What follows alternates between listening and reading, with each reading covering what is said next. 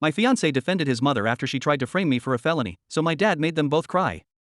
My mother-in-law has never liked me, and she made this clear the day we met.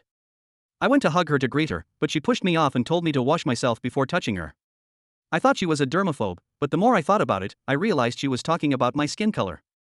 That day, she offered me bananas as a snack, kept touching my hair, telling me to admit it's a wig, and while watching a show pointed at an animal at a zoo and asked me if this reminded me of my heritage.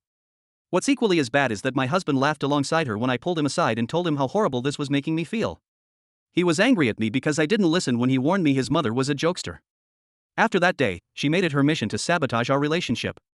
She started doing things like calling my boyfriend for emergencies while we were on a date, calling his exes prettier than me to my face, and even showed up to our house unannounced with her friend and her friend's daughter, who tried to seduce my boyfriend. My boyfriend always gave in to his mom, and a year into our relationship, she tried to break us up. During a visit, she claimed to find a small Ziploc bag of white powder in the bathroom and started screaming that I was a junkie. She accused me of ruining his life, referencing his dad's tragic past with substances. I tried to defend myself, but she got aggressive, backing me against the wall and shouting racial slurs. My boyfriend just stood there, even as I started crying.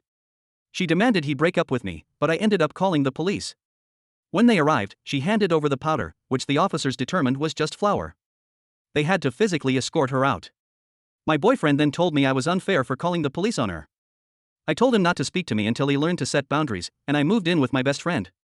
A week later, he called, promising to handle his mom. For 6 months, she stayed away, and we got engaged. I pleaded with him not to invite her to the engagement party, but he assured me she had changed. At the party, she went on a drunken rant, mocking me and saying she never envisioned her son marrying a baboon with a wig. My dad, a 6 feet 5 inches army vet, was furious. He snapped, saying he could understand why her husband was dead and that he'd take his life too if she were his wife. My fiancé stood there, tearful, but still followed his mother upstairs. I left the engagement ring on the table when he chose her over me. Later, he texted me, begging for another chance and promising to cut her out of his life, but I wasn't falling for that again.